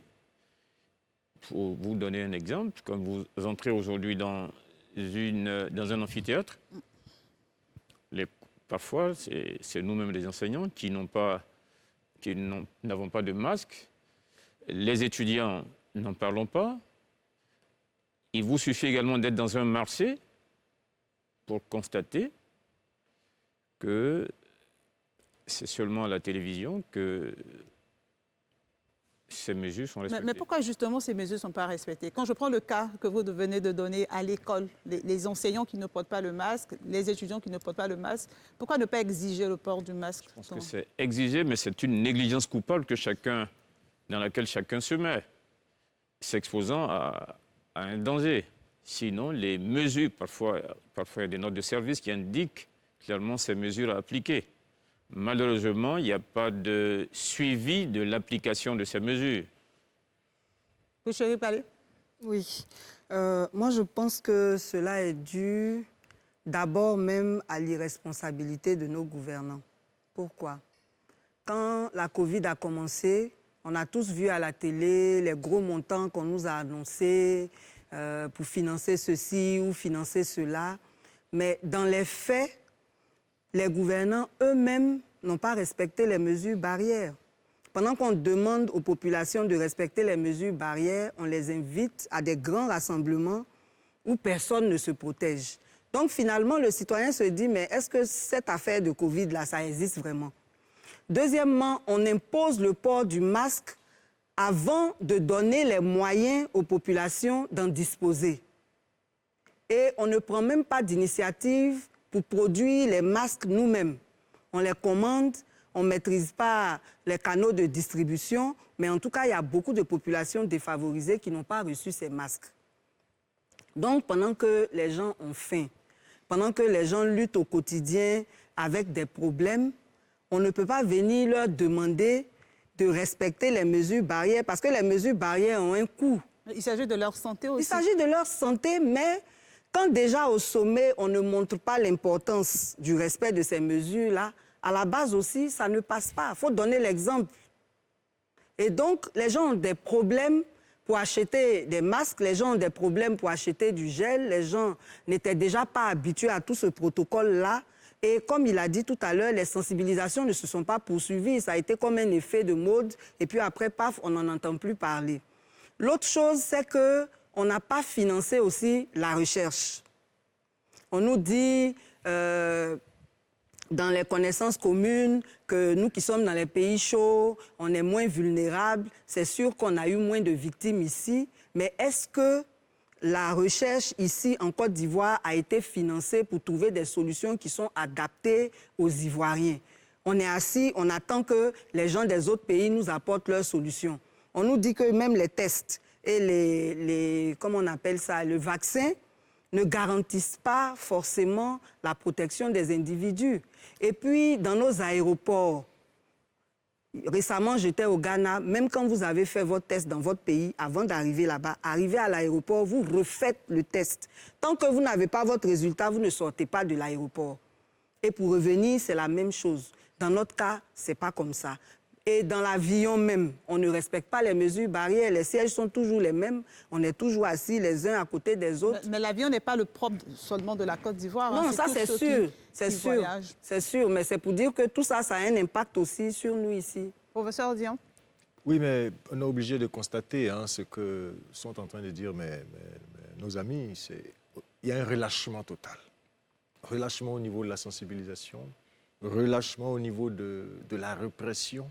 Parce que dans ce genre de choses, à un moment donné, il faut passer à cette étape-là d'obliger les gens à. Ce n'est pas naturel. Les obliger de porter le masque, ce n'est pas naturel, ce n'est pas donné. Il faut de temps en temps, même en France, il y a parfois des petites amendes, il y a parfois un certain nombre d'attitudes du pouvoir public qui obligent les uns et les autres à respecter les mesures barrières. On n'a pas tellement le sentiment que ici, nous obligeons les uns et les autres à faire ce qui n'est pas naturel. Parce que c'est vrai, ils savent que ça fait mal.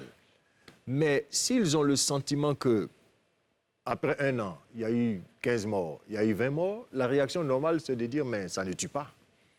Comme ça ne tue pas assez, bon, on peut continuer de vivre comme on vit. Donc, il faut plutôt être un peu plus alarmiste de temps en temps pour que les gens puissent prendre conscience de ce que nous vivons. Moi, je veux quand même préciser une chose. Je pense quand même que très tôt, nos autorités ont fait ce qu'elles devaient faire. Moi, je me rappelle, en février 2019, j'avais fait un voyage. À l'aéroport d'Abidjan, on contrôlait déjà les températures. Février 2019. Alors que je suis atterri à Roissy, où on ne contrôlait rien. Je suis allé en Espagne, en Italie, on ne contrôlait rien dans cette période. On a eu l'expérience d'Ebola, qui nous a permis de reconduire systématiquement certaines mesures. Et deuxième chose, il faut féliciter les autorités. À l'époque, j'étais encore au ministère de l'Intérieur. On a essayé d'adapter au mieux les réponses aux réalités ivoiriennes. On n'a pas confiné, ce qui était une très bonne chose, parce que très clairement, nos populations ne peuvent pas se faire confiner. Vous allez confiner des gens qui vivent au jour le jour. Vous ne pouvez pas le faire. Et donc là, les autorités ont très bien fait de ne pas confiner. Elles ont pris des mesures pour essayer de limiter la propagation. Les coups-feux, fermer le Grand Abidjan, et même au bout d'un moment, quand certaines régions n'avaient plus de cas, on ouvrait. Donc il y a eu cette adaptation. Après, la maladie elle-même, il y a 1 ou 2 ans, n'était pas connue. Donc tout le monde était un peu alarmé, etc. Mais heureusement, on a eu progressivement des certitudes, voire des choses qui ne sont pas qualifiées. Dans ces choses qui ne sont pas qualifiées, qui favorisent en Afrique, il y a le fait que, malgré tout, l'Afrique n'a pas connu une grosse vague. Et ça, consciemment ou inconsciemment, tout le monde a parti. C'est pas commode de masque, on est bien d'accord. Autant on est obligé de se laver les mains tous les jours, il faut le faire, mais certaines mesures comme le masque, le mètre de distance, ça, rapidement, c'est pas commode. Et donc, l'évolution des choses ont fait qu'on a pris tous, consciemment ou inconsciemment, une sorte de confiance en nous, sans pouvoir l'expliquer scientifiquement. Pour terminer rapidement, je veux dire, il faut aussi observer l'environnement. Je pense qu'on a une période où déjà, on sentait une vague reprendre en Afrique, avec des pays comme le Sénégal, le Ghana. À partir de ce moment-là, il faut le faire comme on le fait partout.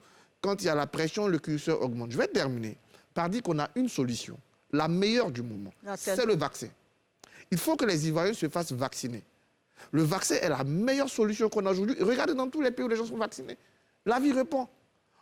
Si on ne se vaccine pas, si on est là, on écoute des gens, heureusement d'ailleurs qu'il n'existe pas, à l'époque il y avait la variole et la fièvre jaune, si on est encore tous morts de variole, c'est vaccino-sceptique. Il faut être clair, il faut encourager les Ivoiriens à se faire vacciner. C'est la meilleure solution pour éviter la contamination et, plus intéressant, pour éviter les cas graves. Le vaccin agit à tous les étages de la maladie, donc il faut encourager les Ivoiriens à aller se vacciner, c'est gratuit. L'État a pris sur lui-même des doses, il y a des doses de Covax, il faut aller se faire vacciner. Il y a des gens qui n'avaient pas confiance aux anciens vaccins style AstraZeneca. Il y a Pfizer qui est l'État qu'on a assis. Donc, allez vous faire vacciner. C'est la meilleure solution aujourd'hui. On aurait bien voulu avoir un représentant de la santé sur le plateau pour nous dire s'il y a assez de vaccins pour les Ivoiriens, pour la Côte d'Ivoire. Mais j'aimerais que vous réagissiez sur le point du relâchement dans la sensibilisation. C'est naturel, comme je l'ai dit.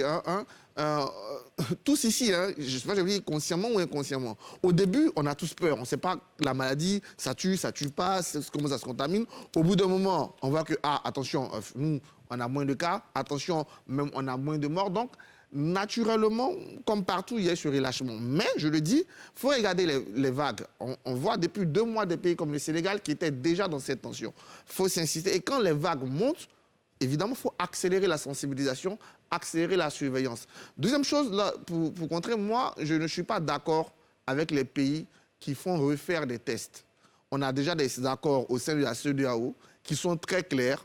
La Côte d'Ivoire les respecte, sauf en cas de montée épidémique, comme on a eu le cas du Sénégal et de la Tunisie, où la Côte d'Ivoire exige. Mais ce n'est pas normal. Il y a des pays où, au Cameroun, encore, vous ne payez pas le test. Mais au Bénin, on fait payer à la fois dans ton pays de départ et dans ton pays d'arrivée. Mais en termes d'intégration sous-régionale, c'est une catastrophe. Mais il y a des pays qui expliquent que vous aurez peut-être pu être en contact en fait, avec une personne dans l'avion, Pécherie, Ni le vaccin, ni le test ne garantissent qu'on ne puisse pas être contaminé. Il y a des mutations du virus aussi qui montrent qu'on n'est pas à l'abri de contamination avec vaccin ou avec test. Donc, c'est important de prendre des mesures qui protègent les populations. Aujourd'hui, dans la vie quotidienne, on ne surveille plus rien. Et là aussi, c'est important de dire que quand on veut qu'il y ait une surveillance accrue, il faut que ce soit une surveillance sans violence, parce qu'on a constaté des abus dans la période où on était sous couvre-feu ou en confinement et tout ça. Quand vous dites une surveillance sans violence, vous parlez de quoi? Non, mais c'est pour dire que les forces de l'ordre qui contrôlent, les Baka par exemple, aujourd'hui prennent des passagers sur tous les sièges, alors qu'au moment où on parlait beaucoup des mesures barrières, il y avait des sièges qui étaient vides pour garantir la distanciation. Donc, il faut que cette surveillance reprenne, mais qu'elle se fasse sans violence, parce qu'aujourd'hui, toutes les missions de surveillance qu'on confie aux forces de l'ordre sont accompagnées d'abus. Maintenant, il y a aussi le fait qu'on annonce pompeusement des choses à la télévision qui ne sont pas réelles. Quoi, par exemple? Comme la distribution des masques. On dit, par exemple, on a distribué des masques aux populations de telle localité, ils ne reçoivent pas. Pour nous qui venons de prison, on a fait des dons importants à la Mbaka, mais les prisonniers ne reçoivent pas ce qu'il faut. Déjà, ils sont en surpopulation, donc s'ils n'ont pas de masque, ils n'ont pas de gel, ils n'ont rien. Et même quand les gens tombent malades, et ça a été le cas d'un de mes co-détenus qui a été arrêté avec moi, on est arrivé à la Mbaka, il a eu la Covid, on l'a mis en quarantaine, sans soins, il est guéri tout seul. Donc, il faut dire que dans les faits, il y a beaucoup de choses qu'on annonce à la télévision qui ne sont pas effectives au niveau des citoyens. Donc, ce relâchement-là, il est général. Et donc, il faut que les gouvernants prennent leurs responsabilités pour avoir une nouvelle campagne. Mais comme je le disais tout à l'heure, il aurait été bien aussi qu'on mette à contribution nos chercheurs pour trouver aussi des solutions qui sont adaptées à nous-mêmes. Maintenant, par rapport aux vaccins, il y a plusieurs types de vaccins et il y a certains pays à l'étranger qui imposent certains vaccins pour entrer sur leur territoire. Là aussi, bon, je ne sais pas si c'est pour garantir le business de certains laboratoires, mais moi, je pense qu'il faut ouvrir. Il faut donner une liste de vaccins qui sont éprouvés pour que chacun ait la latitude d'acheter le vaccin qu'il faut. Ça va certainement réduire aussi les coûts parce qu'ici, ce n'est pas encore payant, mais ça va venir. Dans les autres pays, ça se fait. Je pense que sur la question de la sensibilisation, il faut que chaque Ivoirien fasse aussi son travail, au-delà de ce qu'on attend des pouvoirs publics. Je pense qu'on n'a pas besoin de trop de moyens pour qu'autour de soi-même, nous puissions sensibiliser notre entourage au respect de ces mesures. Ça, c'est dans le cadre familial. Au niveau professionnel, il faut que chacun prenne ses responsabilités. Moi qui suis enseignant, si je suis dans un amphithéâtre, je prends du temps pour expliquer aux étudiants les dangers de cette maladie et les exhorter à respecter, autant que faire se peut, ces mesures. Et je pense que ces petits pas-là... Une sensibilisation décentralisée au niveau de chaque individu. Tout à fait. Ces petits pas-là doivent être faits. Et au-delà, il faut aussi que l'État, pour des zones reculées ou des populations dont la sensibilisation mérite de gros moyens, il faut que l'État mette les moyens à disposition de qui il faut, de la société civile ou même des personnes du ministère de la Santé, pour qu'ils parler aux populations. Parce que, comme l'a dit tout à l'heure Arthur, il n'y a que dans l'imagerie, dans l'esprit des uns et des autres, cette maladie-là, il y a des gens qui ont encore du mal à croire que c'est une réalité. Et des gens vont jusqu'à dire brutalement que ça ne tue pas. Les Africains, et ce discours continue, ce discours qu'on a entendu depuis le début, malgré les cas de mort qui sont communiqués à travers la télévision, il se trouve des personnes qui en doutent encore. Et tu as dit quelque chose d'important, le vaccin, même si on pense que l'effet c'est pas totalement, ça ne dispense pas quelqu'un d'être totalement à l'abri de la maladie. Il faut quand même le faire. C'est déjà un gros pas. Ça vous protège au moins sur une bonne période. Pour le moment, on n'a pas mieux que cela. Il faut, et surtout que c'est gratuit, il faut qu'on le fasse. Je rappelle que le président de la République, en tout cas, a invité les Ivoiriens à se faire vacciner. Je sais que vous avez encore des choses à dire, mais... Je veux vraiment insister sur le vaccin. D'accord. C'est la meilleure arme qu'on a aujourd'hui. Il faut vraiment l'utiliser, d'autant plus que c'est gratuit. J'invite, moi, vraiment les Ivoiriens à se faire vacciner pour ne pas, justement, qu'on soit surpris par des vagues. Parce qu'on peut avoir une mutation du virus africain et rentrer sous des vagues. Pour se protéger, c'est la meilleure arme aujourd'hui. On vous a bien compris. Sur ce point, il y a... Dans l'élément que nous avons diffusé aussi, il y avait le non-paiement de la prime Covid-19 dénoncé par les agents de santé. Et certainement qu'on en reparlera dans un autre cadre. Nous allons donc aborder le troisième thème de cette émission qui tire vers sa fin. Des candidats au BTS n'ont pas pu composer parce qu'ils n'ont pas reçu leur convocation. Nous allons recevoir sur ce plateau deux étudiants qui ont été témoins. L'un a été témoin de ce fait, l'autre l'a vécu. Mais avant, je vous propose de revenir sur le début des épreuves du BTS dans cet élément de la rédaction de NCI. Top départ, ce lundi matin, des épreuves écrites du brevet de technicien supérieur BTS. Le lycée classique d'Abidjan, Cocody, a été le centre choisi par le ministre de l'Enseignement supérieur et de la Recherche scientifique, Adama Diawara, pour lancer ses examens. Aux encadreurs comme aux étudiants, des instructions fermes, s'abstenir de tout acte de tricherie. Soyez très vigilants, sans stresser les candidats, faites en sorte qu'il y ait vraiment le moins possible de tentatives de fraude. Après le lycée classique, cap sur la commune de Yopougon, dans cet établissement privé. Ici également, les épreuves se déroulent normalement. L'impact de la Covid-19 sur les apprentissages a été beaucoup amoindri. Donc normalement, on doit s'attendre à un résultat qui est beaucoup plus bon, j'allais dire. L'année dernière, nous avons procédé à une lutte acharnée contre la fraude. Cette année, ce sera le cas. Il faut faire en sorte que les résultats qui sont affichés, soient en corrélation avec le niveau d'apprentissage de nos apprenants. Nous avons un financement de la Banque mondiale pour la réforme du BTS. Cela va consister à regarder le bassin de l'emploi pour savoir quelles sont les filières porteuses d'emploi au niveau du BTS. Les filières qui ne sont pas porteuses d'emploi seront supprimées. On ne retiendra que les filières porteuses d'emploi. Quant aux candidats, ils affichent une sérénité. Ça va, c'est pas trop difficile. Je pense qu'on peut s'en sortir. Mon souhait, c'est d'avoir mon examen comme toute personne ici. La préparation, en tout cas, ça s'est bien passé. Donc, c'est comme le moment nous sommes au début, en tout cas, ça va. Ces épreuves écrites prendront fin le 12 août prochain. Quant à la pratique, elle est prévue du 16 au 21 août 2021. Les premiers résultats seront disponibles à partir du 23 septembre 2021. Retour donc sur le plateau de NCI 360. Nous abordons le dernier thème de notre émission de ce soir et nous recevons Koné Mamadou qui est étudiant et Bori Isaac qui est également étudiant. Merci d'être là. Koné Mamadou, vous avez été victime de ce fait qu'on a annoncé à l'introduction de ce sujet. Dites-nous ce qui s'est passé réellement. Bon, c'est le 3, la convocation est sortie sur les réseaux et on nous a donné notre identifiant, on allait retirer notre convocation pour se préparer et aller chercher les salles. Quelle est votre filière? Vous êtes étudiant? La finance comptabilité. D'accord. Et ça allait sur le site, j'ai mis mon identifiant. J'ai mis mon identifiant et ils m'ont dit, j'ai pas de dossier sur le site. Donc je me suis rendu à l'école et j'ai vu mon directeur. Il m'a dit de vérifier encore. Il pourrait que je me suis trompé sur l'identifiant.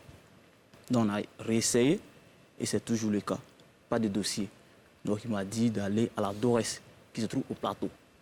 Donc je suis allé le mercredi à la DORES. Ils m'ont fait remplir des formulaires pour que ça marche. Ils m'ont dit d'attendre 2 jours. Et le jeudi encore, je suis allé là-bas à la DORES pour remplir des formulaires encore. Ils m'ont dit d'attendre vendredi, samedi et dimanche. Donc j'ai attendu, ce n'est pas sorti le dimanche. J'ai appelé mon professeur et lui m'a dit de me rendre à la DORES le lundi très tôt. Donc je suis arrivé à la DORES à 6 h. J'étais avec mon grand-père. D'accord. Donc à 7 h, il y a un agent de la DORES qui est arrivé. Il m'a dit que pourquoi moi je ne suis pas venu le dimanche. Donc on ne nous a même pas dit de venir le dimanche. Donc moi il dit qu'il ne savait pas. Donc on est resté là. Il nous a dit qu'on attend l'informaticien de la DORES va venir d'abord. Lui, il est venu vers les 8 h. Donc on est resté là-bas. Après, on a échangé avec l'informaticien. Lui aussi, il a vérifié. On ne dit pas de dossier. Donc on nous ramène maintenant à la DSI, qui se trouve entre le Carena là-bas. Donc on est arrivé. Lui aussi, c'est une dame qu'on a trouvée là-bas sur le plateau, la secrétaire. On a trouvé, elle dit que ce n'est pas la juridiction, qu'on va revenir à la DORES encore. Et on arrive à la DORES, on nous dit qu'il y a 2 ministères qui se chargent de nos dossiers. Donc ils ne se chargent pas de ça. Donc en cas de laisser tomber, l'année prochaine, on va composer. Et donc, vous n'avez pas pu composer cette année. La question, c'est est-ce que vous avez suivi tout le processus d'enrôlement? Oui, j'ai procédé tout le processus. J'ai suivi tout le processus. Et j'ai fait mon empreinte biométrique et j'ai déposé mes dossiers à la main d'une dame. C'est un mec qui se chargeait de l'empreinte biométrique. Isaac, vous n'avez pas été victime de cela, mais vous avez été témoin. Une de vos amies de classe donc, a été victime. Expliquez-nous. Bon. Les gens du ministère sont rendus à l'école. Ils ont choisi une date. Bon, j'ai un peu oublié le jour, mais c'était plus précisément un mardi pour se faire enregistrer. Ils ont demandé différents dossiers à fournir. Extrait de naissance, photocopie de la pièce, puis truc, comme j'ai appelé ça. Légalisation du diplôme. On a tout fourni ça. La fille en question, ce jour-là, elle s'est foulée la cheville. Donc elle a appelé le directeur a demandé à ce qu'elle se rende au plateau, à la DORES là-bas, pour se faire enregistrer. Elle est partie, elle a fait tous les enregistrements, elle a déposé tous les papiers. Maintenant, la convocation est sortie 1 semaine avant les examens. Dans la nuit du mardi, elle n'a pas pu tirer parce que c'est sorti aux environs de 22 h, 23 h par là. Elle a tiré pour elle le mercredi. Mais en mettant son identifiant, rien n'est sorti. On dit aucun dossier n'a été déposé. Le même mercredi, elle s'est rendue au plateau pour essayer d'exposer son problème. Ils ne l'ont pas reçu. Donc elle est revenue à la maison. C'est le jeudi qu'elle est partie. Arrivée là-bas, ils ont essayé son identifiant, rien. On a envoyé à l'informatique, au service informatique, pour regarder si son identifiant était là, rien. Donc, elle n'a pas pu composer. N'a pas pu composer aussi. Voilà, je vais vous permettre de réagir rapidement, déjà en tant que parent, en tant qu'enseignant, mais juste le temps pour moi de préciser que nous sommes rentrés en contact avec le ministère de l'Enseignement supérieur et nous avons souhaité les avoir sur ce plateau ou au téléphone pour leur réaction. Nous n'avons pas obtenu gain de cause. Docteur Hassen Enebi, vous êtes enseignant-chercheur, quelle est votre réaction? Et ce sera un dernier tour de table parce que nous sommes à la fin. Déjà, c'est des témoignages qui ne peuvent que nous choquer. Si on s'en tient à ce qu'ils disent et on note qu'ils ne se sont pas concertés pour être sur ce plateau, on note qu'il y a des erreurs qui sont imputables au ministère ou aux agents du ministère. Et d'après ce qu'ils disent, on leur demande de venir l'année prochaine composer. Passer un examen pour un étudiant, c'est similaire ou semblable à un homme politique qui remplit toutes les conditions d'éligibilité pour une élection et qui, le jour J, est empêché. Donc je voudrais ici, sur votre plateau, plaider auprès du ministère de l'Enseignement supérieur pour que des mesures soient prises et que ces étudiants dont le droit à l'éducation n'a pas été respecté en ce cas, puissent recomposer si réellement les faits allégués qu'ils ont présentés sont avérés. D'autant plus qu'ils ont cité des personnes et des structures qu'ils ont visitées. Et malheureusement, le fait que le représentant du ministère ne soit pas là ne nous permet pas d'avoir une vision globale de la situation. Monsieur Ribale. Oui, c'est vraiment déplorable parce que cette année est une année assez spéciale. On a eu des erreurs de sujet au BEPC, ça n'a pas servi de leçon. Au bac encore, on a eu des erreurs de sujet. Et voilà que pour le BTS, ce n'est pas la première fois qu'on organise cet examen-là. On ne peut pas comprendre que ce genre de situation arrive, d'autant plus que les étudiants ont déjà beaucoup de problèmes. On parlait déjà d'insertion professionnelle, mais avant même l'insertion professionnelle, ils ont des problèmes même pour valider leur diplôme. Donc on dit à quelqu'un comme ça, faut attendre l'année prochaine, tu vas composer, comme si on ne lui causait aucun préjudice, c'est vraiment très grave. Donc on se pose des questions sur la qualité des ressources humaines dans ces différents ministères-là.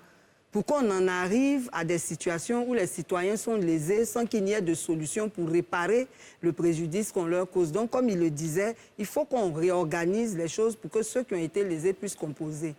Merci. Arthur Bonga, brièvement, et ensuite pour Déjà, bon courage parce que un examen, c'est déjà stressant. Se préparer, ne pas le faire, j'imagine. D'ailleurs, j'ai même envie de dire tant mieux pour eux parce que s'ils avaient été repêchés pour composer. Mais en général, dans les examens grand tirage, il y a toujours des sessions de remplacement. Je pense que normalement, ça ne doit pas poser de problème pour qu'ils recomposent dans une session de remplacement avant la fin de l'année universitaire. Bon courage à eux. On espère que le ministère va régler ces problèmes et leur permettre rapidement d'avoir une date sur les sessions de remplacement. Professeur Dion. Alors, j'ai été moi-même directeur de cabinet à l'enseignement supérieur. D'accord. Je sais un peu comment les choses fonctionnent. Donc, dites-nous. Tout le processus que les jeunes viennent de décrire, c'est comme ça que ça se fait. C'est-à-dire qu'on va vers eux avec les empreintes biométriques et tous leurs dossiers. Ça remonte à la structure qui est chargée d'organiser les examens. C'est ce qu'ils appelaient la DOREX, qui est la DEXCO, la direction des examens et concours. C'est cette direction qui organise les examens. Maintenant, il y a une structure d'appui qu'on appelle la direction des services informatiques. C'est cette structure qui appuie donc la DEXCO et qui donc édite toutes vos convocations et autres parce que ça se fait en ligne. Il peut arriver qu'il y ait un problème de coordination. Ça se voit partout. Il peut arriver qu'il y ait un problème de coordination. Mais la personne qu'on doit interroger, oui, si ce n'est pas bien coordonné, ça peut arriver. Donc, la structure qui doit s'expliquer, c'est d'abord la direction des examens et concours qui doit dire pourquoi ces choses ont pu arriver. Et je crois que peut-être dans vos prochaines émissions, il faudra faire en sorte que ça soit clair parce que c'est les enfants de Côte d'Ivoire. C'est des enfants qui veulent réussir, qui veulent servir leur pays et ils ne peuvent pas être sacrifiés de cette façon. Et je termine sur le fait que j'ai un peu côtoyé le ministre Adama Diawara. Je le connais personnellement, il est suffisamment rigoureux pour que de telles choses, si elles étaient avérées, il puisse laisser passer cela. Et nous comptons sur lui pour qu'il règle ça, parce que ce sont les enfants de la Côte d'Ivoire. D'accord. Merci, professeur Dio, et merci, chers invités. Nous sommes donc à la fin de cette émission. Merci de l'avoir suivi et je vous donne rendez-vous certainement dans d'autres cadres. D'ici là, prenez soin de vous.